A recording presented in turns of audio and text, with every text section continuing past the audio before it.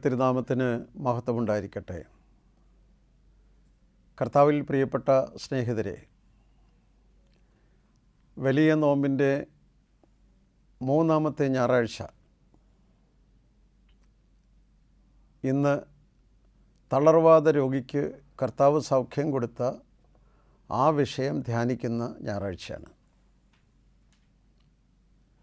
തിരുവചനത്തിൽ മാർക്കോസ് എഴുതിയ സുവിശേഷം 2-ാം അധ്യായം 1 മുതൽ 12 വരെയുള്ള തിരുവചനങ്ങൾ. കുറച്ച് ദിവസങ്ങൾക്ക് ശേഷം അവൻ പിന്നെയും കഫർന്നഹൂമിൽ ചെന്നു. അവൻ വീട്ടിലുണ്ട് എന്ന വാർത്ത പരന്നു. ഉടനെ വാതിൽക്കൽ പോലും ഇടമില്ലാതെ വണ്ണം അനേകർ വന്നുകൂടി. അവൻ അവരോട് തിരുവചനം പ്രസംഗിച്ചു. അപ്പോൾ 4 പേർ ഒരു പക്ഷവാതക്കാരനെ ചുമന്ന് അവൻ്റെ അടുക്കൽ കൊണ്ടുവന്നു. ജനക്കൂട്ടം നിമിത്തം അവനെ സമീപിക്കുവാൻ കഴിയാത്തതിനാൽ അവൻ ഇരുന്ന സ്ഥലത്തിൻ്റെ മേൽക്കൂര പൊളിച്ച് പക്ഷവാതക്കാരനെ കിടക്കയോടെ ഇറക്കി വെച്ചു. യേശു അവരുടെ വിശ്വാസം കണ്ട് പക്ഷവാതക്കാരനോട്, മകനെ, നിന്റെ പാപങ്ങൾ ക്ഷമിച്ചു തന്നിരിക്കുന്നു എന്ന് പറഞ്ഞു. അവിടെ ചില ശാസ്ത്രിമാർ ഇരിക്കുന്നുണ്ടായിരുന്നു. അവർ ഇപ്രകാരം ഹൃദയത്തിൽ ചിന്തിച്ചു, ഇവനിങ്ങനെ ദൈവദൂഷണം പറയുന്നത് എന്ത്? ദൈവം ഒരുവനല്ലാതെ പാപങ്ങൾ ക്ഷമിക്കുവാൻ കഴിയുന്നവൻ ആര്? ഇങ്ങനെ അവർ ഉള്ളിൽ ചിന്തിക്കുന്നത് യേശു ഉടനെ ആത്മാവിൽ ഗ്രഹിച്ച് അവരോട് ചോദിച്ചത്, നിങ്ങൾ ഹൃദയത്തിൽ ഇങ്ങനെ ചിന്തിക്കുന്നത് എന്ത്? പക്ഷവാതക്കാരനോട് നിന്റെ പാപങ്ങൾ ക്ഷമിച്ചു തന്നിരിക്കുന്നു എന്ന് പറയുന്നതോ, എഴുന്നേറ്റ് നിന്റെ കിടക്കയെടുത്ത് നടക്കുക എന്ന് പറയുന്നതോ ഏതാകുന്നു എളുപ്പം? എന്നാൽ ഭൂമിയിൽ പാപങ്ങൾ ക്ഷമിക്കുവാൻ മനുഷ്യപുത്രന് അധികാരമുണ്ട് എന്ന് നിങ്ങൾ അറിയേണ്ടതിന് അവൻ പക്ഷവാതക്കാരനോട് പറഞ്ഞു, എഴുന്നേറ്റ് നിന്റെ കിടക്കയെടുത്ത് വീട്ടിലേക്ക് പോകുക എന്ന് ഞാൻ നിന്നോട് പറയുന്നു. ഉടനെ അവൻ എഴുന്നേറ്റ് കിടക്കയെടുത്ത് എല്ലാവരും കാൺകെ പുറപ്പെട്ടു. എല്ലാവരും വിസ്മയിച്ച് ഇങ്ങനെ ഒരു നാളും കണ്ടിട്ടില്ല എന്ന് പറഞ്ഞ് ദൈവത്തെ മഹത്വപ്പെടുത്തി. പരിചിതമായി ഈ വേദഭാഗത്ത് കാണുന്നത് കർത്താവ് കഫർന്നഹൂമിലേക്ക് ഒരു ഭവനത്തിലുണ്ട്. അവൻ ഭവനത്തിലുണ്ടെന്ന് നോട്ടീസ് അടിച്ചില്ല. കർത്താവ് ഇന്നിടത്തുണ്ട് എന്ന് വോൾ പോസ്റ്റ് അടിച്ചില്ല. കർത്താവ് ഇന്നിടത്തുണ്ട് എന്ന് ആരെയും വിളിച്ചു പറഞ്ഞില്ല. യേശു ഉള്ളിടത്ത് ജനം അറിഞ്ഞു വരും. ഇന്ന് പരസ്യങ്ങളുടെ, ആഘോഷങ്ങളുടെ വലിപ്പമാണ് ശുശ്രൂഷകളിൽ കാണുന്നത്.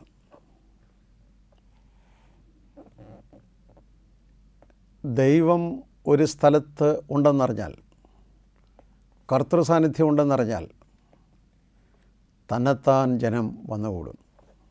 പൂക്കളിൽ മധു ഉണ്ടെന്നറിഞ്ഞാൽ തേൻ കുടിക്കാനായി വണ്ടുകൾ തന്നെത്താൻ വന്നുകൂടും. തേനില്ലാത്തതാണ് പരസ്യം ചെയ്യേണ്ടതിൻ്റെ ആവശ്യകത വരുന്നത്. യഥാർത്ഥ തേൻ നുകരാൻ ശരിയായ ആവശ്യമുള്ള വണ്ടുകൾ ഓടിയെത്തും. അവൻ കഫർന്നഹൂമിലെ ഭവനത്തിലുണ്ടെന്നറിഞ്ഞപ്പോൾ ജനം അവിടെ കൂടിയെത്തി, തടിച്ചുകൂടി. ഇതാണ് ശുശ്രൂഷയുടെ അടിസ്ഥാനം. അവിടെ ഫാൻസ് അസോസിയേഷൻ ഇല്ല, അവനെക്കുറിച്ച് പരസ്യമില്ല, PR വർക്കില്ല. അവിടെ ജനം തടിച്ചുകൂടുകയാണ്. ആധുനിക ആത്മീയരായ മനുഷ്യർ ശ്രദ്ധിക്കേണ്ട വലിയൊരു പാഠമാണിത്. വീണ്ടും നമ്മൾ കാണുന്ന ചില ചിത്രങ്ങൾ ഈ സംഭവത്തിൽ നിന്ന് കാണുന്നത്, യേശു കഫർന്നഹൂമിലെ ഭവനത്തിലുണ്ടെന്നറിഞ്ഞപ്പോൾ ധാരാളം ജനം തടിച്ചുകൂടി. ഒരു മനുഷ്യനാണ് കഥാപാത്രം. എഴുന്നേക്കാൻ പാടില്ലാത്ത പക്ഷവാത രോഗിയെ 4 ആളുകൾ ചുമന്ന്, ഇന്നത്തെ പോലുള്ള ആംബുലൻസോ സംവിധാനങ്ങളോ ഇല്ലാത്ത കാലത്ത് 4 ആളുകൾ ചുമന്ന് അവിടേക്ക് കൊണ്ടുവരികയാണ് സൗഖ്യത്തിനായി. അവിടെ വരുമ്പോൾ വാതിൽക്ക് പോലും നിൽക്കാൻ സ്ഥലമില്ലാതെ ജനം ഇടിച്ചു നിൽക്കുകയാണ്.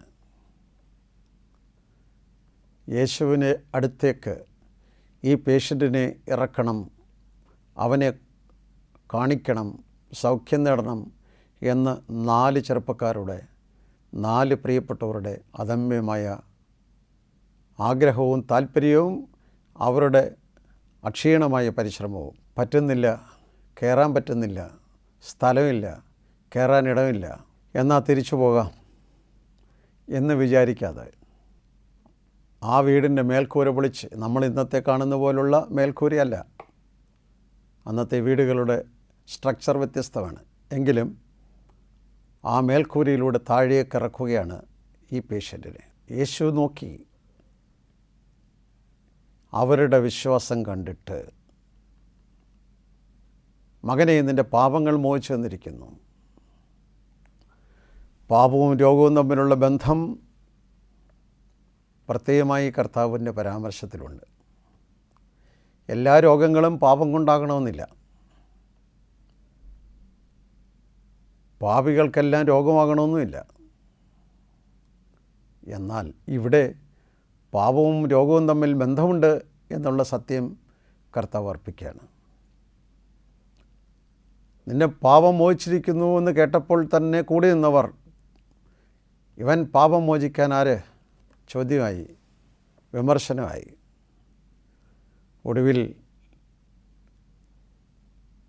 കർത്താവ് അതിനൊരു വിശദീകരണം കൊടുത്തതിന് ശേഷം പറഞ്ഞു, മകനെ, നടക്ക.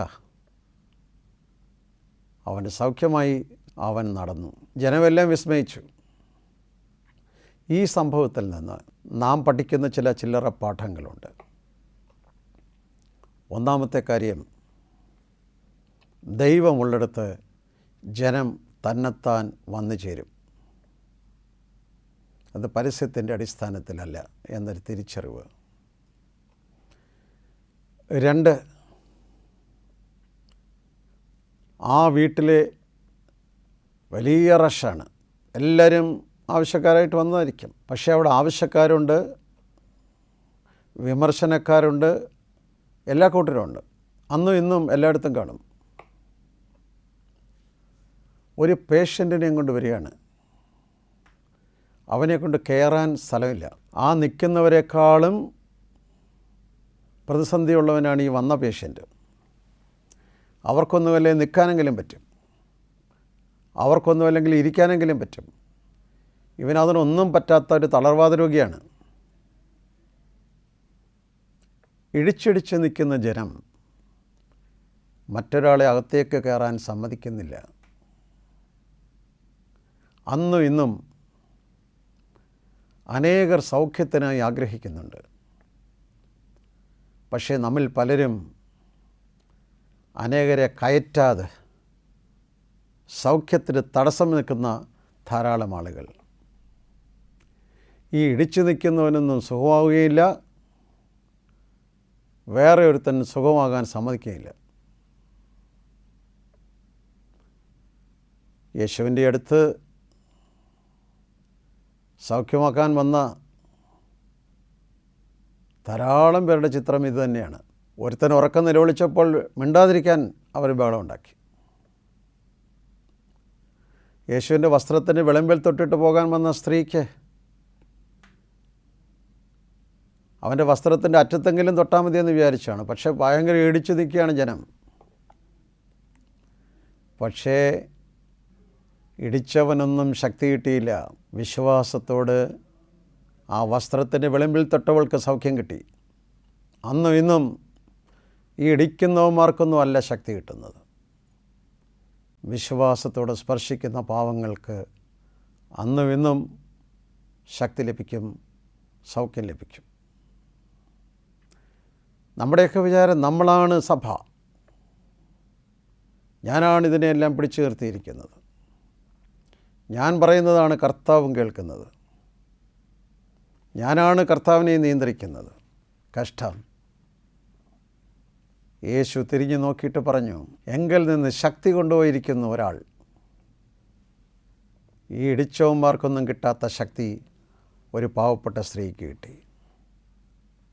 അതവരുടെ വിശ്വാസ സ്പർശനം കൊണ്ടാണ്. ഈ ഭവനത്തിലേക്ക് കയറാൻ സ്ഥലമില്ലാത്ത പോലെ ആൾ,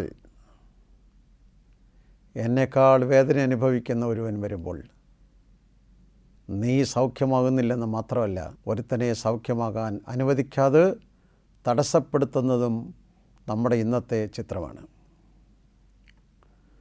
വീണ്ടും 2-3 കാര്യങ്ങൾ പ്രധാനമായിട്ട് അതിവിടെ കാണാം. യേശു സൗഖ്യം കൊടുക്കുമ്പോൾ കർത്താവ് പറഞ്ഞു, മകനെ, നിൻ്റെ പാപങ്ങൾ മോചിച്ചു വന്നിരിക്കുന്നു. ഉടനെ കൂടി നിന്ന് കുറേ പേർ വിമർശിച്ചു, പാപം മോചിക്കാൻ ഇവനാര്? അന്നും ഇന്നും ഏത് നല്ല കാര്യത്തെയും വിമർശിക്കുന്ന ഒരു സമൂഹം എപ്പോഴും ഉണ്ടാവും. അത് ആത്മീയ ഗോളത്തിലുമുണ്ട്, ദേവാലയങ്ങളിലും ഉണ്ടാവും, നമ്മുടെ സമൂഹത്തിലും ഉണ്ടാകും. അവൻ ഇത്രയും കാലം തളർവാദ രോഗിയായി കിടന്നപ്പോൾ ഇവനൊരു പ്രശ്നമില്ലായിരുന്നു.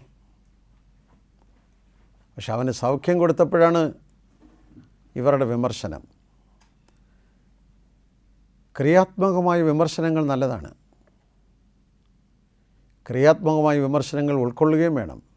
പക്ഷേ വിമർശിക്കാനായി മാത്രം വിമർശിക്കരുത്.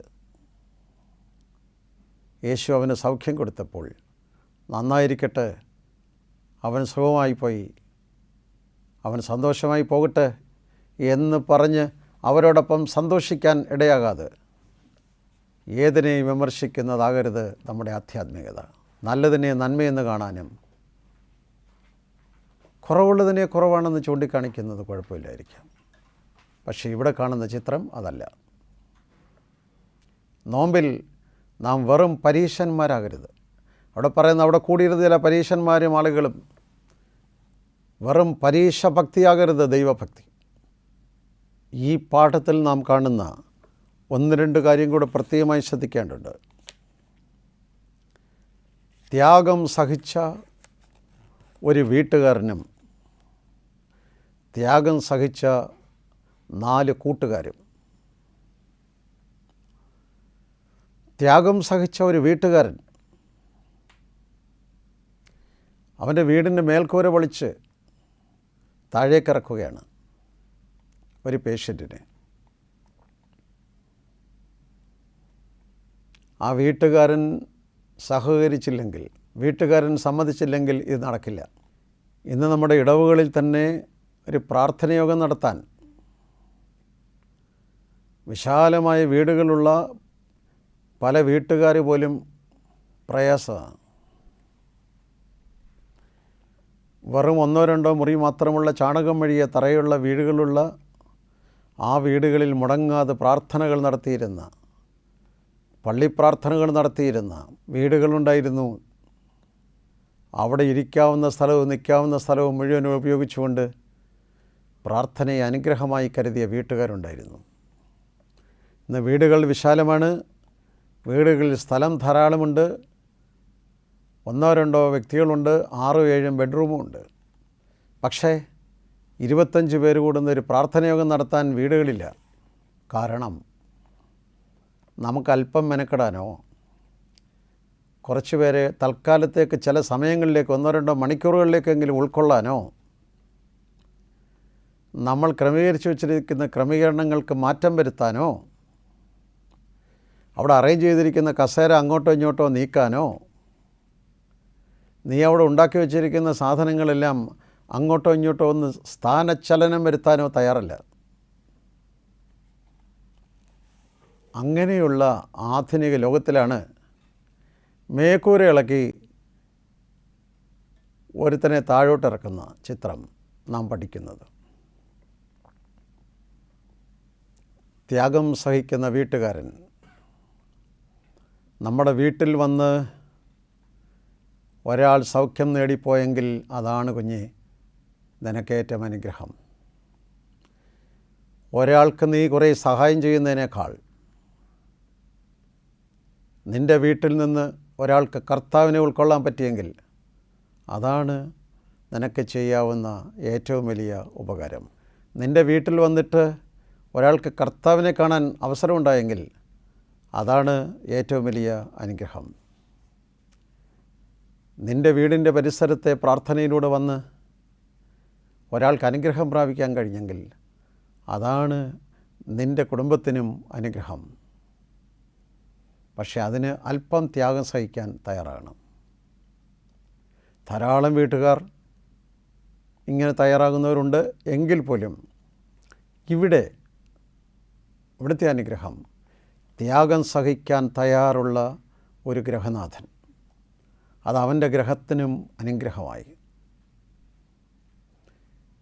ത്യാഗം സഹിക്കാൻ തയ്യാറായ ഗ്രഹനാഥനും അതിലുപരിയായി ത്യാഗം സഹിക്കാൻ തയ്യാറായ 4 ആൾ കൂട്ടം, 4 സ്നേഹിതർ,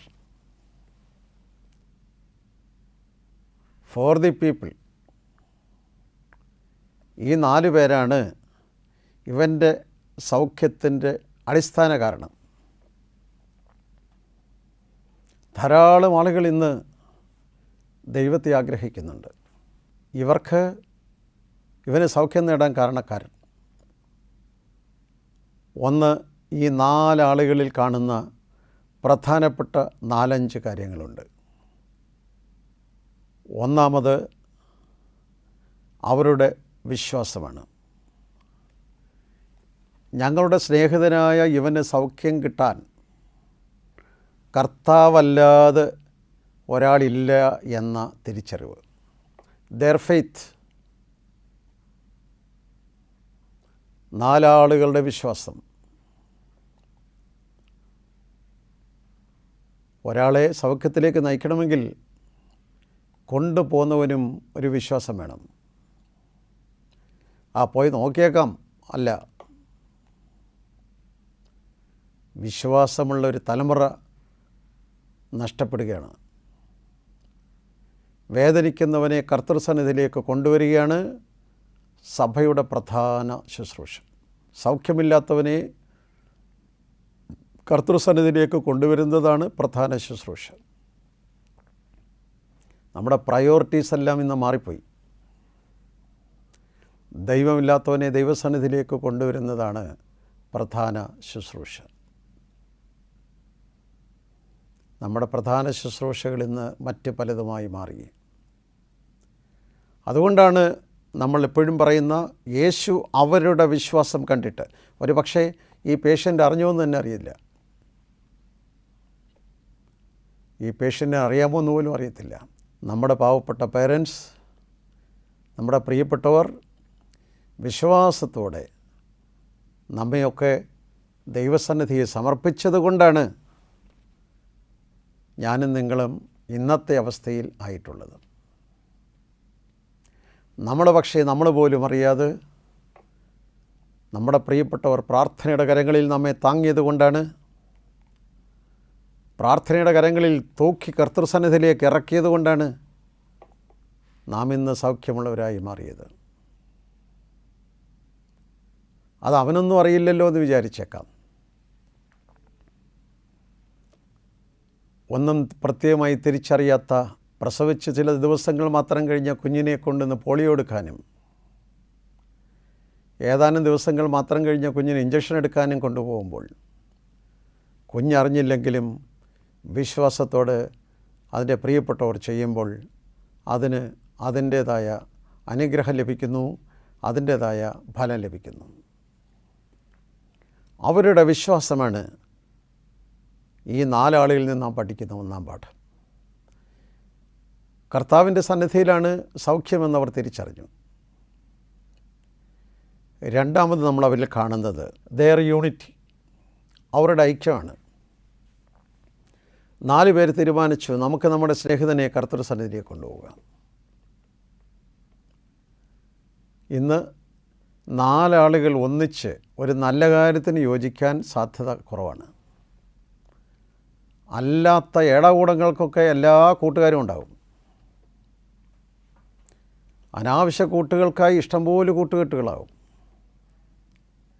ഒരുത്തനെ കുഴിയെ ചാടിക്കാൻ ഇഷ്ടംപോലെ കൂട്ടുകാരാകും. ഒരുവനെ ദോഷത്തിലേക്ക് നയിക്കാൻ ധാരാളം കൂട്ടുകാർ കാണും. ഒരുത്തനെ മദ്യത്തിലേക്ക് കൊണ്ടുപോകാൻ ധാരാളം ഫ്രണ്ട്സ് കാണും. എന്നാൽ ഒരുവനെ കർത്തൃസന്നിധിയിലേക്ക് കൊണ്ടുപോകാൻ എത്ര കൂട്ടുകാർ ഒന്നിക്കും? നിൻ്റെ പള്ളിയിൽ നടക്കുന്ന സുവിശേഷ യോഗത്തിലേക്ക് പോകാൻ നീ എത്ര കൂട്ടുകാരെ വിളിച്ചുകൊണ്ട് വരും? നിൻ്റെ പള്ളിയിൽ നടക്കുന്ന ആരാധനയിൽ പങ്കെടുക്കാൻ നീ എത്ര സുഹൃത്തുക്കളെ കൂട്ടിക്കൊണ്ടുവരും? ദോഷത്തിലൂടെ ഓടി നടക്കുന്ന നിൻ്റെ സ്നേഹിതനെ അതിൽ നിന്ന് മാറ്റി ദൈവസന്നിധിയിലേക്ക് കൊണ്ടുവരാൻ എത്ര ഫ്രണ്ട്സ് ഒന്നിച്ചു കൂടും? ദെയർ യൂണിറ്റി, അവരുടെ ഐക്യം. അഥവാ 4 പേരൊന്നിച്ചു കൂടിയാലും ചിലർ വഴിക്കിട്ടിട്ട് പോകും. ഒരു കട്ടിലിൻ്റെ 4 വശത്ത് പിടിച്ചിട്ട് ഒരുത്തൻ പിടിവിട്ടിട്ട് പോയാൽ അവൻ കൂപ്പുകുത്തി താഴെ വീഴും. നമ്മൾ ഈ 4 ആളിൽ കാണുന്ന 2ാം ചിത്രം ഇതാണ്. ദെയർ യൂണിറ്റി, അവരുടെ ഐക്യം. അവനെ സൗഖ്യം കൊടുക്കണം, അതിനുവേണ്ടിയുള്ള അവരുടെ ഐക്യം. സ്നേഹിതരെ, നമ്മുടെ ശുശ്രൂഷയിൽ മറ്റുള്ളവരെ ദൈവസന്നിധിയിലേക്ക് കൊണ്ടുവരാൻ, മറ്റുള്ളവനെ സൗഖ്യത്തിലേക്ക് കൊണ്ടുവരാൻ നിൻ്റെ യൂണിറ്റി എവിടെ? 3ാമത് നമ്മൾ കാണുന്നത് ദെയർ സാക്രിഫൈസ്, അവരുടെ ത്യാഗം.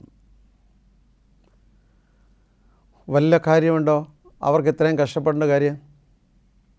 ഇത് അവൻ്റെ അപ്പനാണെന്നോ അവൻ്റെ ചേട്ടനാണെന്നോ ഒന്നും പറഞ്ഞിട്ടില്ല. എന്തായാലും ഒരു തേർഡ് പേഴ്സണാണ്. ഒരുവനെ രക്ഷപ്പെടുത്തണമെങ്കിൽ നാം അല്പം സാക്രിഫൈസ് ചെയ്തേ മതിയാകൂ. താഴെ കിടക്കുന്ന ഒരു സാധനം എടുക്കണമെങ്കിൽ നാം അല്പം കുനിയാൻ തയ്യാറാകണം. ഫോർ ദി പീപ്പിൾ, ഇവിടുത്തെ 4 പേരിൽ നിന്ന് ഞാൻ പഠിക്കുന്ന അടുത്ത പാഠം അതാണ്, അവരുടെ സാക്രിഫൈസ്. നമ്മളെല്ലാത്തിനും യൂണിയനുണ്ട്. പള്ളികളിലെ ഇലക്ഷനും യൂണിയനുണ്ട്. ഓരോന്നിനും കൂട്ടുകാരാൻ ഇഷ്ടംപോലെ കൂട്ടുകാരുണ്ട്. ഒരു നല്ല കാര്യത്തിനുള്ള കൂട്ടായ്മ, അതിനുവേണ്ടിയുള്ള സാക്രിഫൈസ്.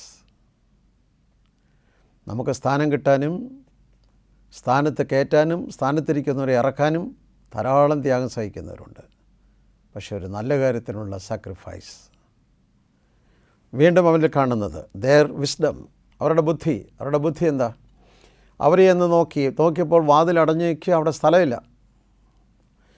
നമ്മൾ ട്രൈ ചെയ്തു, പക്ഷേ ശരിയായില്ല, നമുക്ക് വീട്ടിൽ പോകാം. അല്ല, അവരുടെ വിസ്ഡം. അവർ സാഹചര്യമനുസരിച്ച് പ്രവർത്തിച്ചവരാണ്. ഒരു വാതിൽ നോക്കി ശരിയായില്ല, എങ്ങനെയെങ്കിലും ഞങ്ങൾ കൊണ്ടുവന്നവനെ കർത്തൃസന്നിധിയിൽ എത്തിച്ചേ മതിയാകും. അതാണ് അവരുടെ വിസ്ഡം, അതാണ് അവരുടെ ദൈവജ്ഞാനം. ഇന്ന് നഷ്ടപ്പെട്ടു പോയി. നമ്മളൊരു വഴി നോക്കി, ഞാൻ ട്രൈ ചെയ്തു പക്ഷേ ശരിയായില്ല, എനിക്ക് എന്താ വേണം എന്ന് പറഞ്ഞ് വേണമെങ്കിൽ രക്ഷപ്പെടാമായിരുന്നു. അവരുടെ നിശ്ചയദാർഢ്യമാണ് അവർ മേൽക്കൂര വിളിക്കാനും അവരെ സഹായിച്ചത്. അവരുടെ സിൻസിയറിറ്റി, നമ്മൾ ചെയ്യുന്ന ശുശ്രൂഷകളുടെ സിൻസിയറിറ്റി. സ്നേഹിതരെ, 4 ആൾ ചുമന്നുകൊണ്ട് കടന്നുപോയ പക്ഷവാത രോഗിക്ക് സൗഖ്യം കിട്ടാൻ അടിസ്ഥാന കാരണക്കാർ ഈ 4 സഹോദരങ്ങളാണ്. നമ്മുടെ ശുശ്രൂഷ പ്രധാനമായിട്ടതാണ്. തളർവാദ രോഗിക്ക് സൗഖ്യം. നമ്മൾ മറ്റുള്ളവരെ തടസ്സപ്പെടുത്തുന്നവരായി തീരാതെ അവരെ അകത്തേക്ക് കടത്തിവിടുന്നവരായും കർത്തൃസന്നിധിയിലേക്ക് കൂട്ടിക്കൊണ്ടുപോകുന്നവരായി തീരാൻ സഹായിക്കട്ടെ. അതാണ് ഈ നോമ്പ് കൊണ്ട് ഉദ്ദേശിക്കുന്ന ശുശ്രൂഷ. ദൈവം അതിന് നമ്മെ സഹായിക്കട്ടെ എന്ന് പ്രാർത്ഥിച്ചുകൊണ്ട് വാക്കുകൾ അവസാനിപ്പിക്കുന്നു. ആമേൻ.